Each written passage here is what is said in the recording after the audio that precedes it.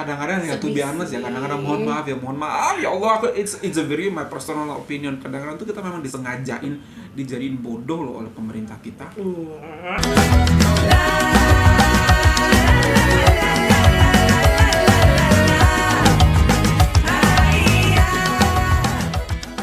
Hi everyone, welcome back to my channel and this is Sastra.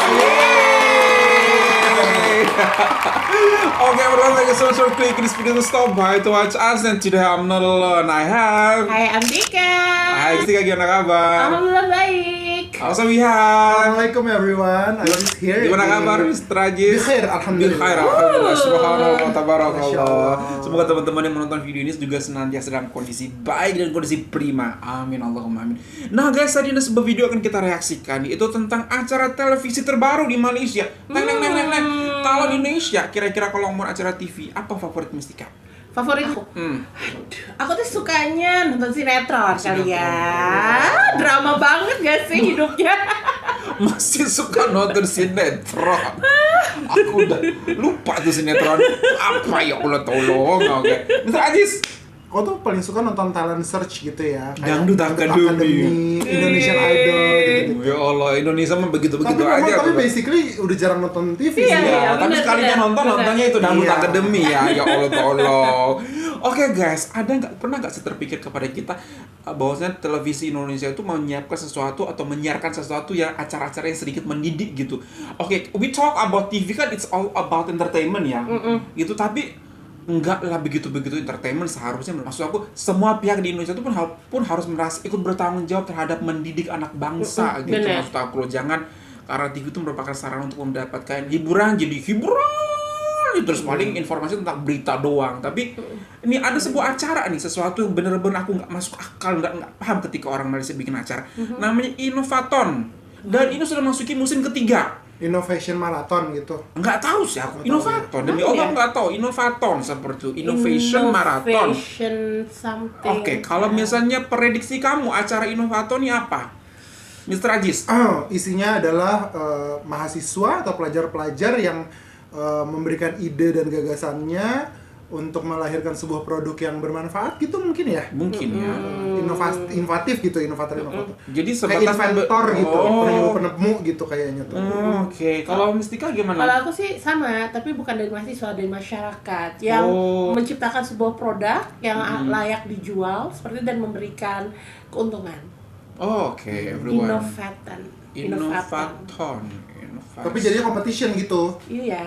Itu nggak tahu juga Aku sih. nggak tahu juga. Oke, everyone, without any further ado, ini adalah Innovator sudah masuk musim ketiga di Malaysia. Wow. 1, 2, 3. Peserta dari seluruh Malaysia telah menyambut cabaran untuk pencarian idea kreatif dan inovatif. Innovaton makes your dreams real. Calon-calon yang berjaya akan membentangkan idea inovasi mereka dan merebut hadiah lumayan. Siapakah yang mampu memenuhi kriteria Innovaton? We have 5 professional judges and 100 public viewers to represent consumers. Innovaton mulai 6 Disember.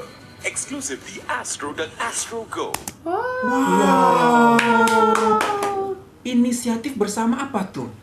Ministry of Economy And? Affair and Ministry of Science, Technology and Innovation Kerjasama ya.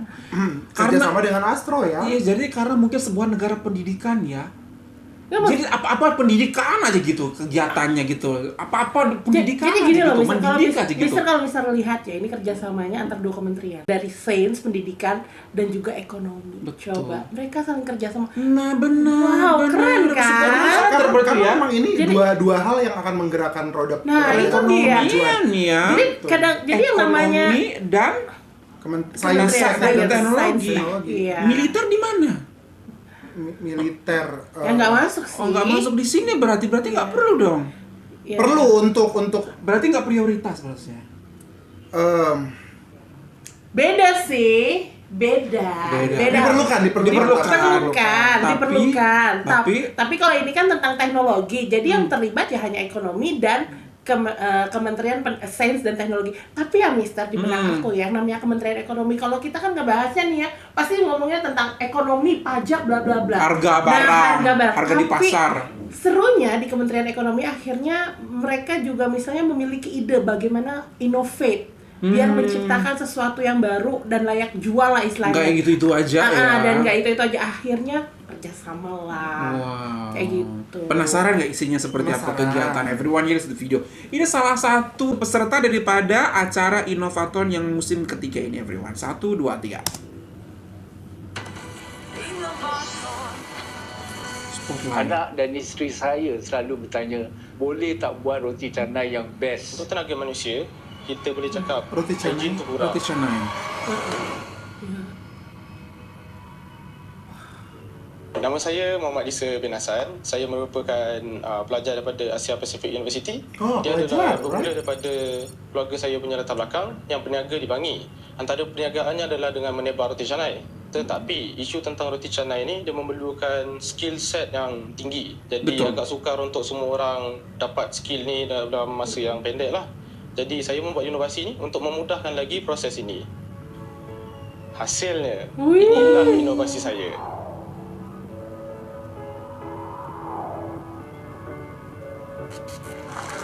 Mesin canai auto. Boleh dua roti canai. Takkan lama sangat. Oh, ni presentasinya seperti ini nih. Tahu abang dengan akak sebab pesanan banyak sangat. Sekarang tengah ramai orang order. Kalau abang dengan akak tengok kat sana, banyak lagi nak kena tebar. Berapa lama nak kena tunggu ni? Kalau nak tunggu dalam 15 minit macam tu. 15 minit? Nampak kan?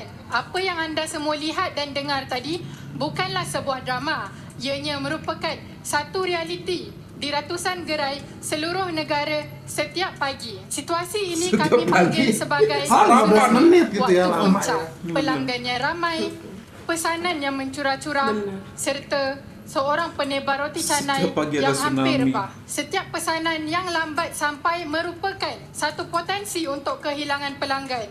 Keluarga kami telah bergelumang dalam bidang perniagaan sejak tahun 2008. Kami memahami, kami belajar, kami memerhati dan juga kami nampak setiap hasil titik peluh dan setiap masalah yang timbul. Sebuah inovasi yang lahir dari denyut pengusaha gerai itu sendiri. Kami memperkenalkan inovasi kami, mesin canai auto. Inovasi ini direktur khusus untuk meruntuhkan 3 tembok utama dalam perniagaan roti canai. Yang pertama, tembok kemahiran tinggi. Sesiapa sahaja boleh menghasilkan roti canai. Yang kedua, tembok operasi dan keselamatan. Mesin kami ringan, mudah alih dan selamat untuk digunakan. Bahan yang kami gunakan adalah keluli, tahan karat, grade makanan. Yang ketiga, tembok kebersihan. Mesin canai auto beroperasi tanpa memerlukan sentuhan tangan secara langsung ketika proses melepirkan dough. Justru itu, kami ingin mempelawa para juri untuk merasa roti canai yang telah disediakan. Seterusnya, kami akan mendemonstrasikan 3 langkah yang mudah sahaja. Langkah yang pertama, hidupkan kuasa mesin canai auto. Langkah yang kedua adalah menyediakan dough roti canai. Hasil daripada mesin auto ini. Dia demo. Dengan melancarkan proses melepirkan dough. Buat pengetahuan semua, produk kami bukan sahaja terhad untuk roti canai, tetapi juga boleh digunakan untuk melepaskan roti pizza, roti Arab dan sebagainya. Bisa mengangkat waktu tunggu pelanggan ya. Tetapi di sebalik inovasi ini ada sebuah legasi, iaitu satu impian oleh pengurus roti canai itu sendiri. Beliau juga telah menjadi inspirasi terbesar saya. Beliau merupakan arwah abah saya. Abah, this is for you. InsyaAllah, Muhammad Isa, I think he can do the best. Dan saya menjanjikan, saya akan mengeluarkan roti canai ini bersama dengan Muhammad Isa dan membimbing dia untuk pengeluaran yang terbaik di dunia ini. Tapi kalau dari sudut masa, this one is lepek tapi agak macam makan masa lebih lama je lagi. Okey, untuk yang ni adalah prototype sahaja. Mesin ini boleh menghasilkan roti canai yang lepek tu dalam masa 2 minit. Tapi untuk profesional mungkin 30 saat. My suggestion, if this product were to be marketed, as you say, you need to look into certain element of robotic. Your innovation must grow. There's a lot of fast frozen product kan. But we don't really go for that as much because of the taste tak sama. Actually, I rasa if they shift the focus to selling it to businesses, the one yang memang buat frozen ni, I think lagi better.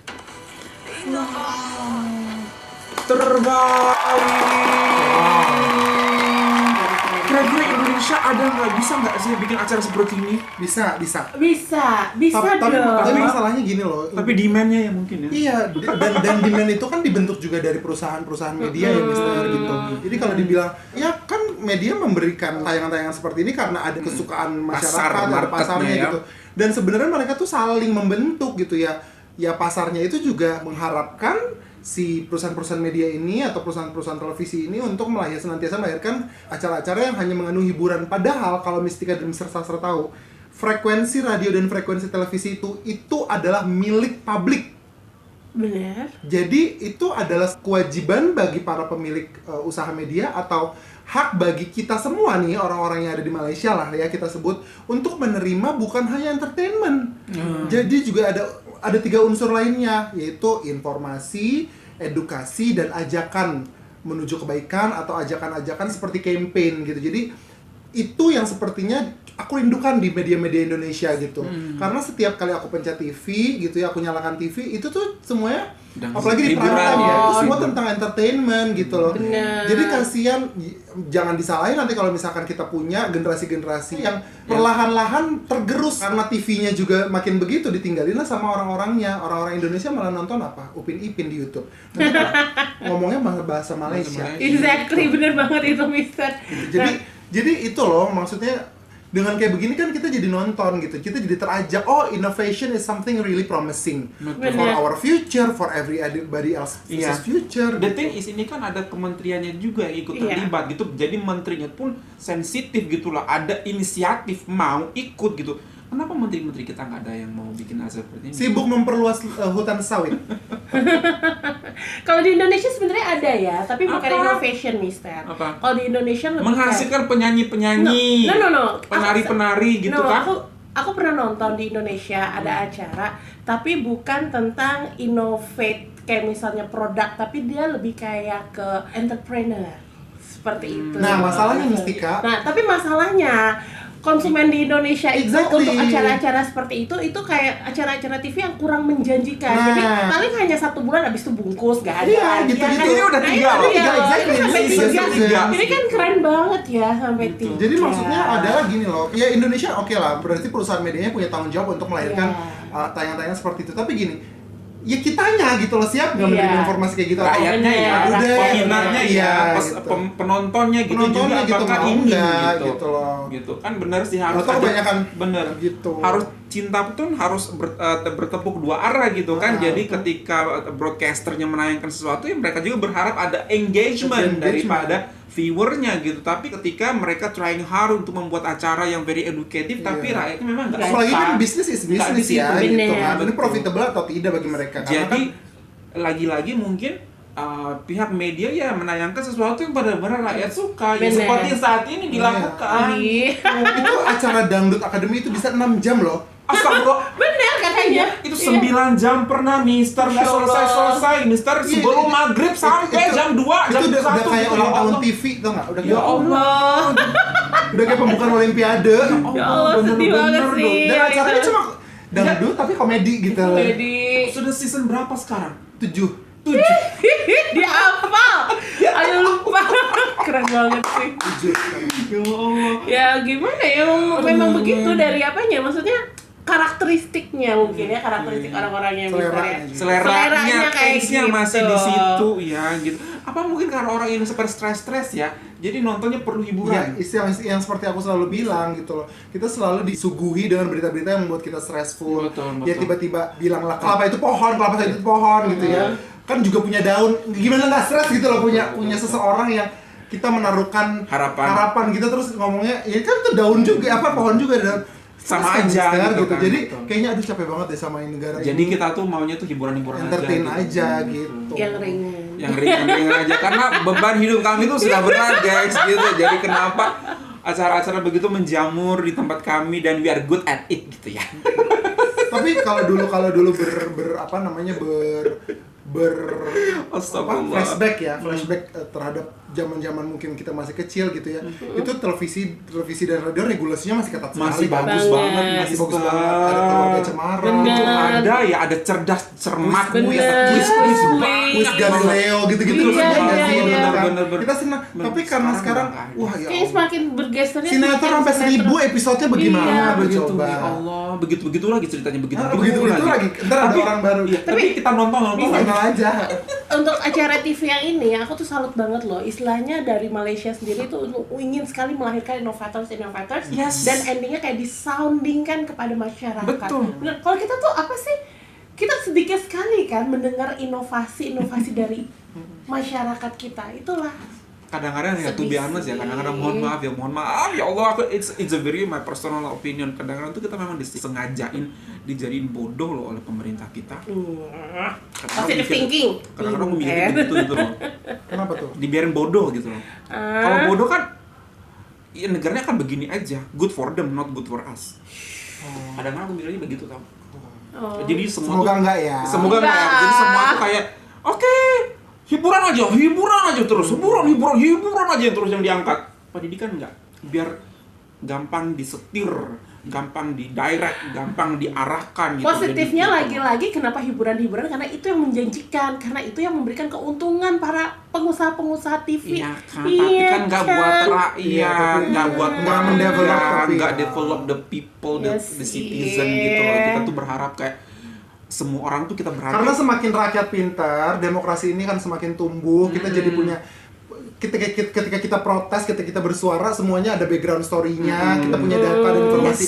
Kalau sekarang kan orang kalau protes kan berdasarkan keluh kesah aja kan, gitu ngomong seenaknya aja di sosial media. Tapi ketika kita pintar, ketika kita mencari, ketika kita research sebelum kita berpendapat, itu pasti itu ditakuti.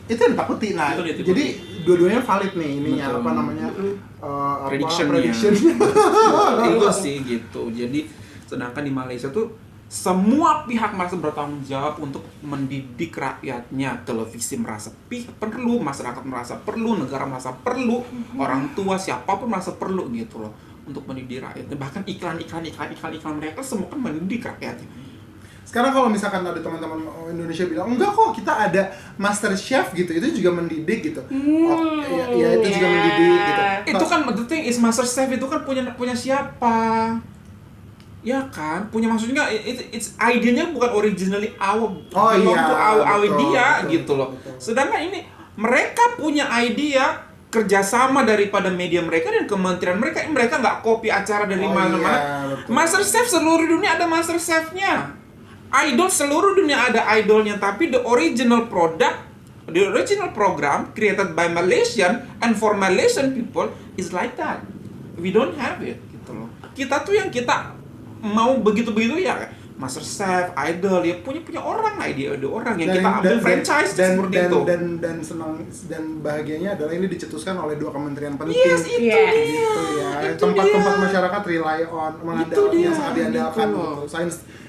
Sains dan teknologi dan inovasi itu kan adalah alat kemajuan dan sangat profitable gitu dan pihak ekonomi Kementerian Ekonomi membaca ini gitu ya. Jadi nggak selalu ekonomi itu dari pariwisata, ekonomi itu dari UMKM, dari ekonomi kreatif, dari pajak, fiskal gitu, nggak gitu, tapi merangsang sains dan teknologi dan inovasinya dan landasannya pasti pendidikan. Betul. Kalau nggak berpendidikan gimana mau melahirkan inovasi gitu kan?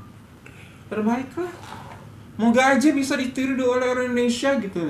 Suatu saat ya, cara atau mesin tercepat membuat bakso kan senang kan tukang baksonya, senang juga tukang baksonya gitu. Jadi mereka bisa cut the time of production gitu. Tapi semoga menginspirasi para pelaku industri media ya. Harus untuk senantiasa berinovasi dan harus berani breakthrough sih Mister dari mainstream gitu. Harus ada sumbangsihnya juga untuk rakyat, untuk pendidikan, untuk perkembangan, pertumbuhan. Itu yang Okay everyone, thank you so much for this video recommendation and that's all. Hopefully you find this very good, don't forget to thumbs up and if you're new to this channel, don't forget to hit the like button. Thank you so much from us in Indonesia. Malaysia boleh, keren banget. Indonesia kapan nih? Harus ya. Bye everyone, assalamualaikum.